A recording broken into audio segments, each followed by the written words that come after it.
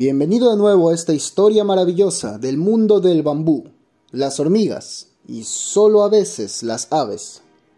Primero que nada, y si no has leído completamente el título del video y no te fijaste que dice parte 3, pues te aviso, esta es una historia por partes que va en orden cronológico. No vas a entender este video si no has visto las partes anteriores, así que te recomiendo que vayas a verlas antes de empezar con este video. Para los que sí están al día, en el capítulo anterior hablamos del Tempus N, que va desde los 11 millones de años hasta los 50 millones de años desde el establecimiento de este mundo llamado Serena. Y en este video hablaremos del Criocene, que va desde los 50 hasta los 75 millones de años. La primera era duró 10 millones de años, la segunda 40 y esta solo 25. Sí, y la siguiente va a durar 100 millones de años. Hay que acostumbrarnos a estas raras eras. Sin más preámbulo, iniciemos el Criocene. Los ovovivarios arcdeces, mejor conocidos como vivas, son el resultado del deseo de la evolución de alejarse de la práctica de empollar huevos en general. Aún no son realmente parteros, sino que más bien sus huevos eclosionan en horas desde que salen. Este importante cambio les da una ventaja inimaginable sobre el resto de especies, provocando su victoria absoluta en su sector, y como tal, su diversificación. Empezando por los cerílopes, del mantílope seriniano. Los cerílopes son animales de pasto y te preguntarás, ¿cómo mastica un ave? Tiene un pico, no dientes. Pues lo hace aplastando la materia vegetal entre su lengua y su paladar duro. Y para que la comida no se escape, desarrolló espacios de piel en los costados de su boca, o una mejilla, como podrías llamarla. Su pico en sí se sitúa en la parte frontal de su mandíbula, como una especie de par de dientes afilados. En esta imagen son las criaturas de más a la derecha. Asimismo, como hay herbívoros, hay carnívoros, y se ilustran como esta especie que ves a la izquierda de la imagen, llamados los banshees. Los banshees son cazadores astutos y solitarios. Saltan sobre su víctima usando el vestigio de alas que ya no vuelan para mantener su balance y dar un golpe mortal con su poderosa mandíbula, que tiene una lengua espinosa desgarradora. Los come carne, los come planta, lógicamente tiene que haber un come insectos. Y aquí tenemos en la imagen, en la parte inferior, esa pequeña criatura llamada Bomblet, que evolucionó para excavar en túneles y guaridas, alimentándose de gusanos y de larvas.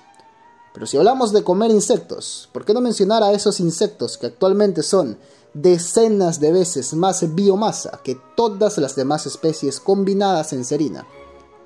Las hormigas. Su población es tan densa y exagerada que cualquier especie que empiece a explotarla tendrá suficiente comida para sostener tamaños grandes. Y ese es el caso de los moco brillante, con sus caras muy estiradas y reforzadas, protegiéndola de picadas por sus escalas, que se alimentan en cantidades enormes de hormigas al día. El moco brillante come hasta 20 libras de hormigas cada día por cada espécimen. Y aún con todos los que tiene no le hacen ni cosquilla a la población total de hormigas.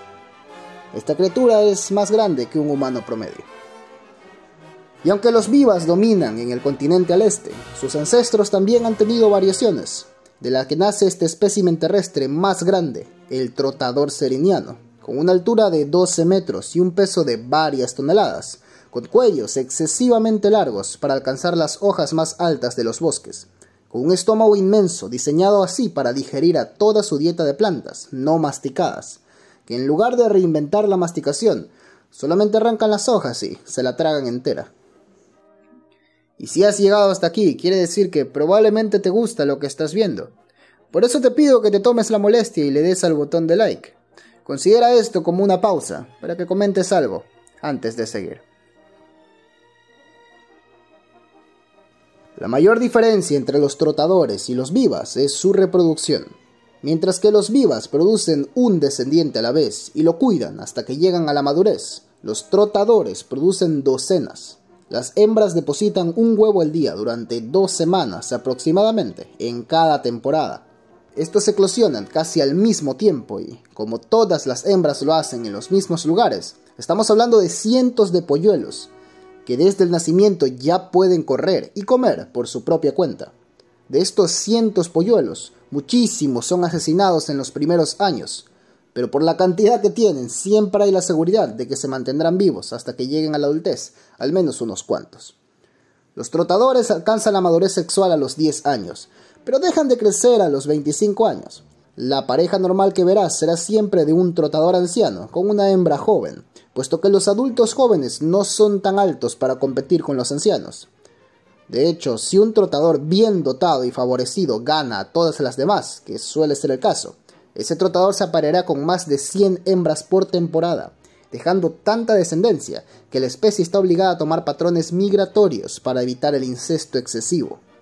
Los trotadores erinianos son aves inmensas, claramente, tan grandes que muy pocas otras aves pueden hacerle su presa. Pero donde las grandes no pueden, las pequeñas prosperan. Los trotadores erinianos son víctimas de pestes diminutas. Los mosquitos le hacen fiesta en los días calurosos y las pulgas chupan su sangre todo el año. Con su pelaje tan espeso y su cuello tan largo, se les vuelve imposible acicalarse a ellos mismos. Pero no es así del todo. Gracias a otra de las simbiosis endémicas de Serina, con la aparición de los pichones limpiadores, que puedes ver en acción con un gran grupo de aves chiquitas volando en cercanía del trotador seriniano. Pareciera que este es tan grande que le da igual la presencia de estos pequeños, incluso cuando están picando zonas de sus cejas, pero cuando cualquier otra ave extraña se acerca, muestra su agresividad. ¿Cómo hace esta diferencia? El trotador seriniano y los pichones limpiadores ya tienen una larga historia, al punto que los pichones limpiadores han cambiado sus colores en un patrón característico de azul, con franjas negras y toques de amarillo. Ahora, si te preguntas por qué este patrón de colores es la paleta universal para control de pestes, ni idea. Y ahí los ves, comiendo insectos que viven en el cuerpo del trotador seriniano. Se podría decir que este es su propio mini ecosistema. Sin embargo, no solo hay cosas buenas, pues existen aves que se aprovechan de esta relación para su conveniencia. Generalmente evolucionaron a partir de los propios pichones limpiadores, que se pasaron al lado oscuro, y ahora se alimentan de la propia sangre del trotador seriniano. Incluso, algunas comen tejido directamente. El trotador solo ataca a las que más diferentes de los limpiadores son, provocando que mientras más parecidos estos parásitos voladores sean de sus primos amigables, mayor probabilidad de supervivencia tengan. Y esto provoca que a lo largo del tiempo sea más y más difícil distinguir de los parásitos chupasangre a los propios limpiadores. Es un ejemplo natural, raro, de mimetismo babiloniano, que es un tema muy interesante y si puedes, te recomiendo leerlo en Wikipedia alguna vez. Entonces ya tenemos nuestras aves parasitarias. El nombre que se les dio es de los picasangre, y aunque no lo imagines, estos son derivados de estos pajaritos al inicio de la historia, que decidieron comerse los huevos de los demás. Aunque los picasangre se alimentan primordialmente de sangre directamente, su platillo favorito son músculo y grasa. Por su anatomía se entiende cómo, con su pico puntiagudo en forma de gancho angulado, a excepción de los falsos limpiadores, todos los picasangre son nocturnos, y sus colores oscuros y crípticos, con grandes ojos, que en la noche atacan a los trotadores serenianos. Para cuando amanece, este trotador suele encontrarse con docenas de heridas de hasta 1 centímetro de profundidad, del diámetro de una moneda, pero como son tan grandes, ninguna de estas heridas causa repercusiones a largo plazo. Como los picasangre son atraídos a las heridas y a la sangre propiamente dicha, si hay alguna avería por cualquier motivo, se dispondrán a atacar durante el día, que se vería como una escena grotesca y terrorífica. Pero en realidad, mientras el ave herida pueda sobrevivir a la horda, esto es algo positivo, porque al concentrarse en heridas ya hechas, los picasangre eliminan tejido muerto, infectado y séptico, lógicamente sin intención. Y también tenemos a otro pariente de estos picasangre, los distractores, que suelen posarse en la espalda de aves depredadoras, y cuando hay una presa de estas, salen al vuelo de golpe, atacando y picoteando los ojos y oídos de la presa, con el afán de distraerla lo suficiente para que el cazador pueda atacar y matarla. Luego estas distractoras se alimentan del cadáver junto al cazador, para posteriormente limpiar su plumaje de parásitos y sangre seca, sirviendo una función higiénica para este. La antítesis de los limpiadores. Pero estos pacíficos limpiadores, en un intento de defender a su huésped, están empezando a combatir contra estas aves parasitarias y chupasangres, muy similar a las guerras entre supercolonias de hormigas con bambú. Vámonos a otro lado y hablemos del ave topo. Sí, aves topo. ¿Recuerdas esa imagen de hace un tiempo en partes anteriores de cómo ciertos grillos ahora vivían en túneles, pero necesitaban a los pajaritos para avisarles si había peligro? Pues el clima se empezó a enfriar y sus desiertos se hicieron campos verdes. Pero las aves topo, en lugar de salir nuevamente, decidieron quedarse mucho más de su utilidad con los grillos. Eventualmente también se adaptaron a los túneles. Ahora las aves topo excavan ellas mismas y están desarrolladas para resistir en estos ambientes anóxicos tan hostiles, que viven más profundo que los propios grillos. Los grillos, por su parte, ahora son cazadores de aves topo. Pues mira tú mismo. Entonces preguntarás, también los grillos tuvieron sus variaciones y evolucionaron, ¿verdad? Y sí, lo hicieron, pero qué asco, mejor no mencionarlos ni verlos, siguen siendo grillos.